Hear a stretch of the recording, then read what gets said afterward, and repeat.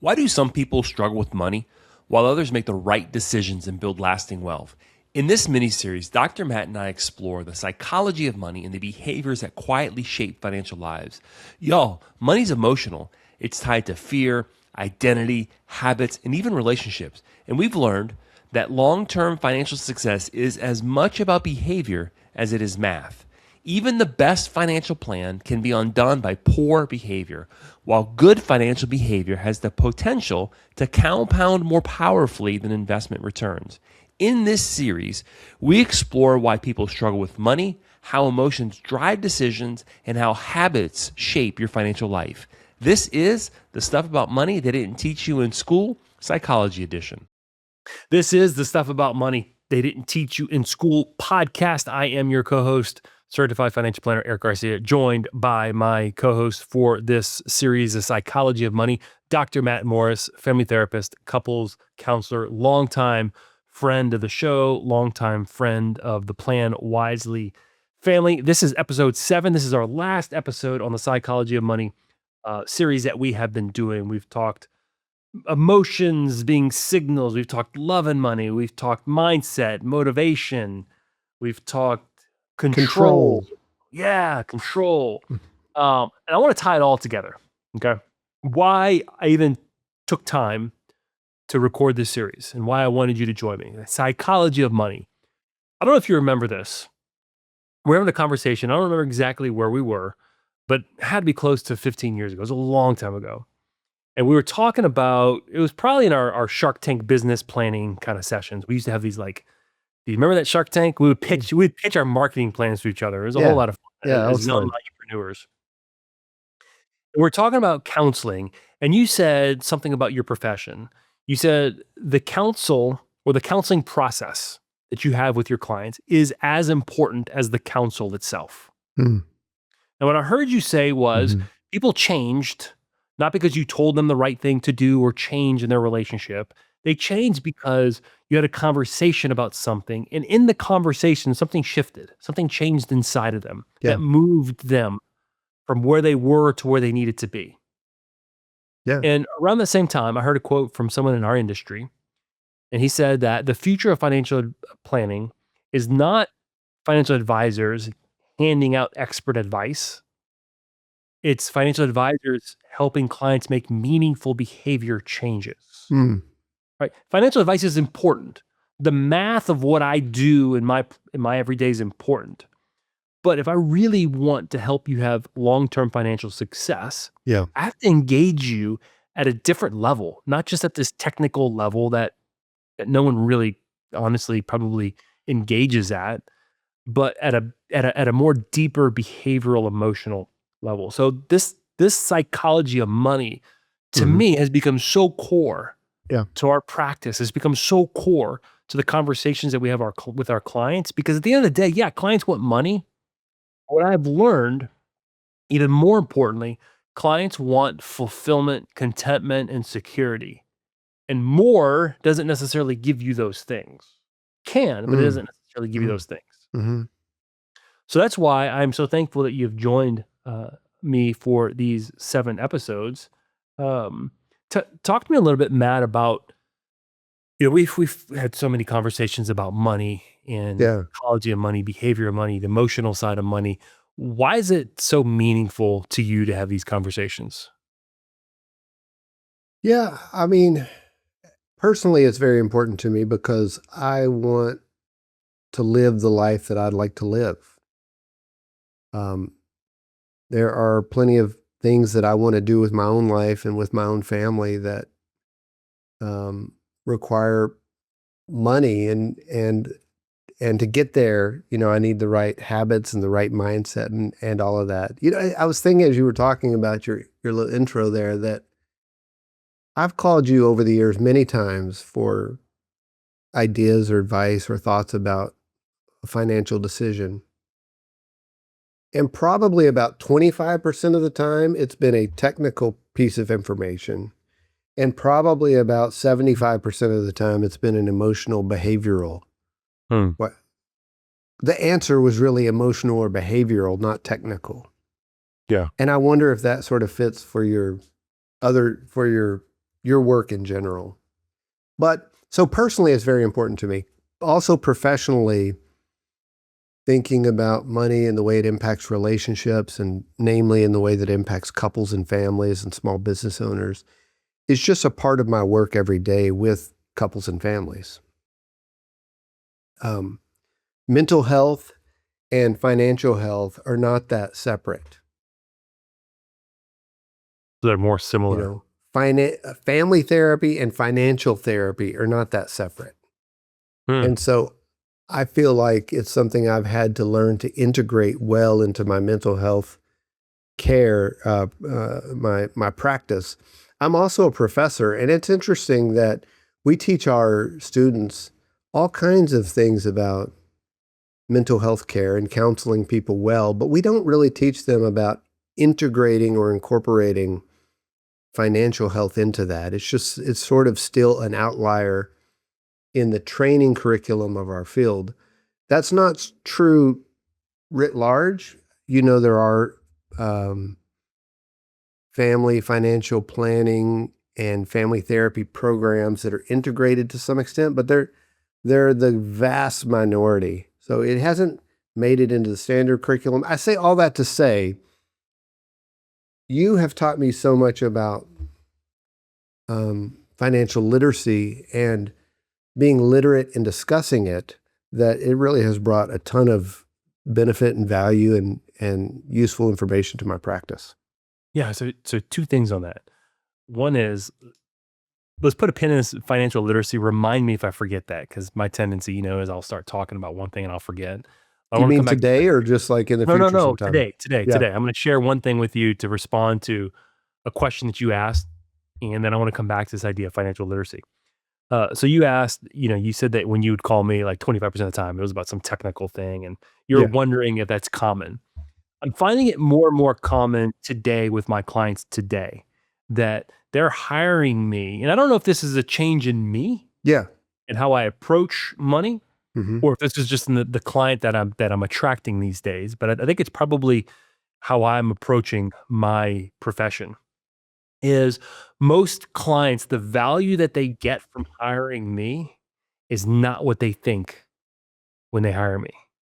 Or they're hiring me because they're, selling their business, and they want someone to walk them through the process, the succession planning. What do they do with the proceeds after they sell? They hire me because they want to put a retirement plan in place. They hire me because they want to start investing and building some liquidity outside of their small business. But when they hire me, they get a statement of financial purpose, right? What's most important to you and why? What are we really planning for?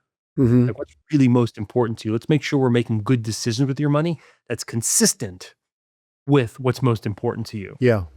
They get a thought partner. Now, this sounds kind of weird in kind of how I position it, but they get someone who they can say, hey, I'm thinking about this. What are your thoughts? Yeah. Someone who knows their situation intimately, their financial situation intimately, can speak in a way from someone who's a disinterested party, who knows their money almost as good, if not better than they are, who can read their tax returns that tell stories better than they can.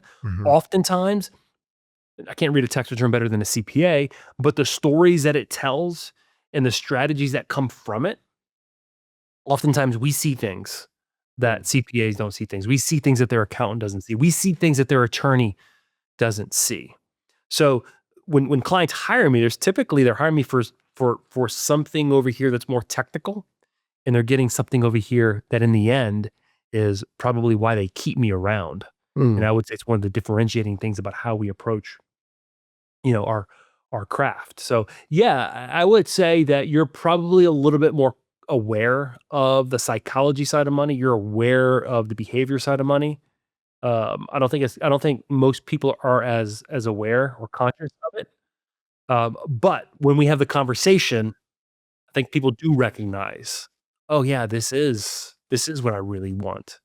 I'm not just kind of working to work to make money. I'm working because I want to provide a college education for my kids.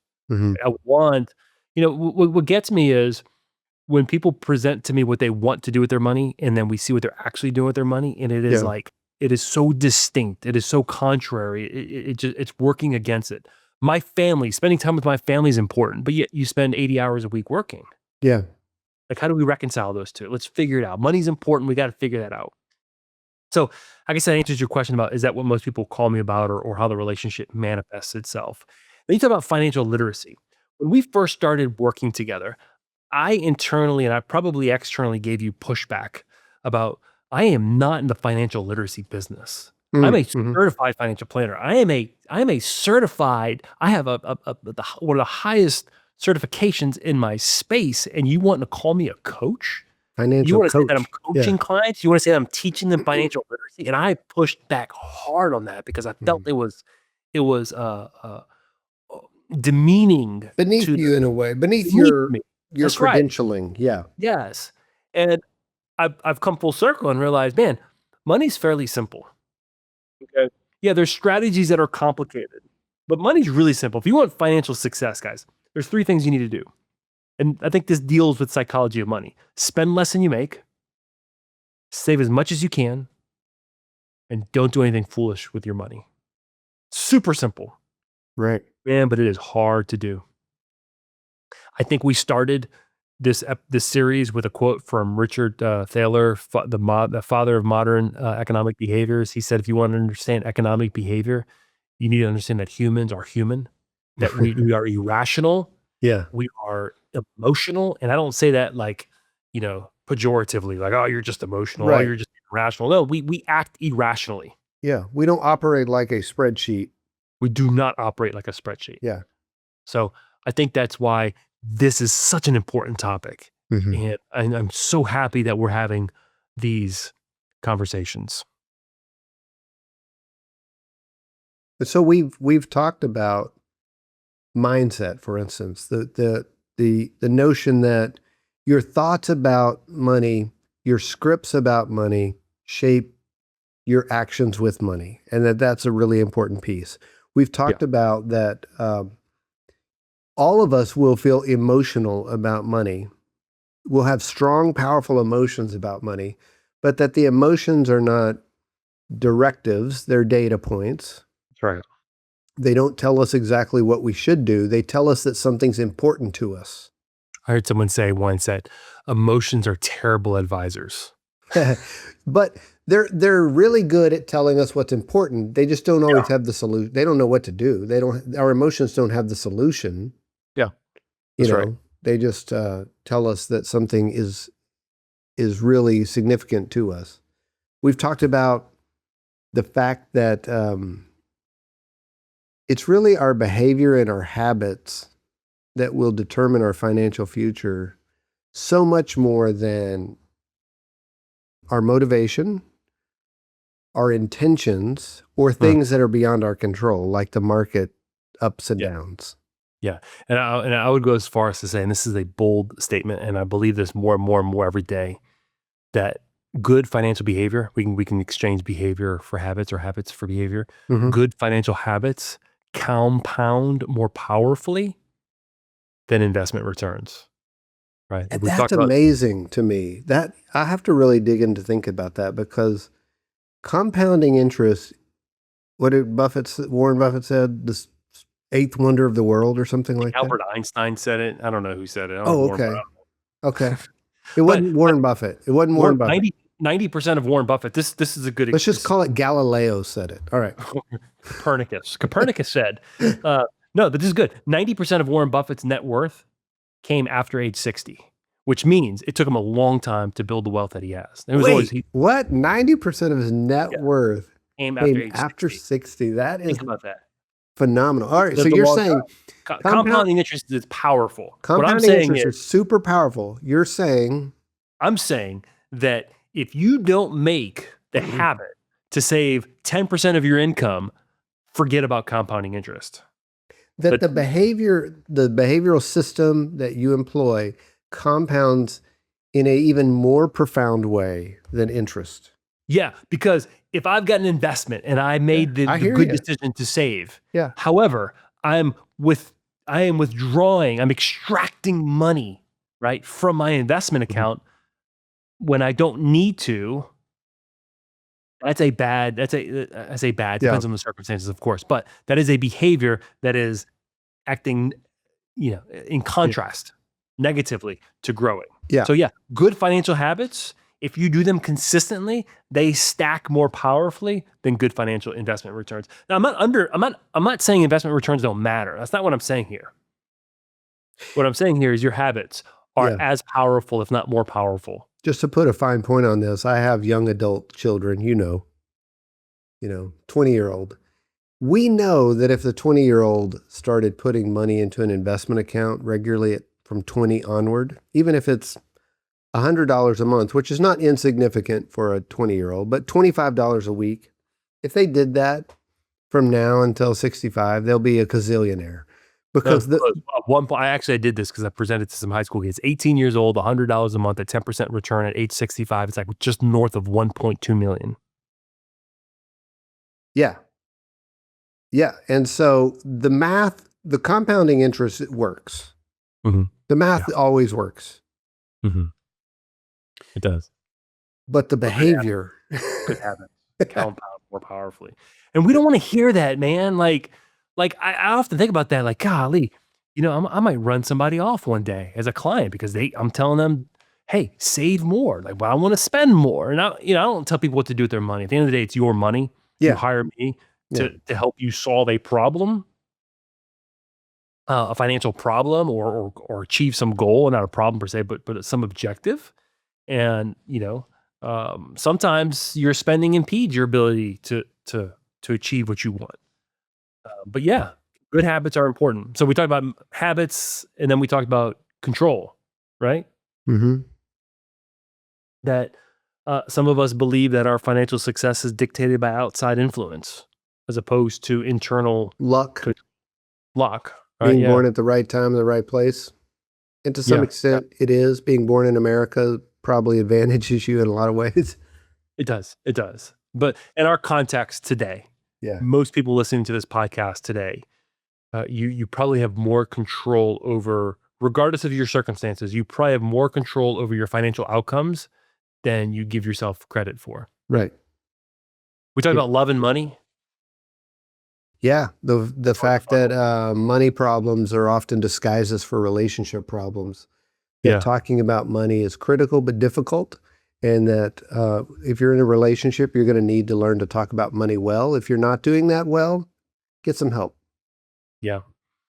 And then we talked, our last episode, we talked about, remind me, what did we talk about? Well, we talked about that control thing that you were talking about, but that's right. That was our last episode. But that's right. A point that we should probably emphasize is that the things you do have control over as a business owner, I'm thinking really about myself, is I can't control the market necessarily, but I can control so much about the market. I can control where I practice, how I market myself. By market, you mean your particular industry, your market. My industry, yeah. You remember I moved offices many years ago to a better location. That really affected my business in a positive way. I can control how much of my revenue I save. I can control insurances that I buy. I control, the kind of my spending in the business. So many things I do have control over. My fingers do touch. Yeah, man, I've had a lot of fun recording this series with you. I think this is such valuable information. And I know that I am enriched by having these conversations. So I know that our listeners are as well. And I just kind of want to end kind of with this thought for our listeners that your financial life, it's not just about spreadsheets and numbers. It's part of it, right? It's about psychology. It's your thoughts shape the way you see money. Your habits shape the way you use money. Your choices shape the life that money ultimately builds for you and your family. That yes, the stock market matters. Yes, the economy matters. Yes, the math has to be good. But in the long run, the most important variable in your life is going to be you and the habits that you develop over time. That's going to be the biggest variable in your ability to have financial success, to build financial security, and to have a life that you want to have with your family. So on that, Matt, We're gonna have to do this again sometime. Of course. Thank you Let's do again it. for your contribution. Thanks and for having me. Yeah. All right, y'all. If you found this helpful, go share it with someone. I'm going to tell you right now, everyone probably needs to hear, I might be a little biased, but everyone needs to hear this message about the psychology of money. We all interact with it. We all need it. We all need it to, it's the currency of how we live in the modern times. So share this with someone. Appreciate you for listening.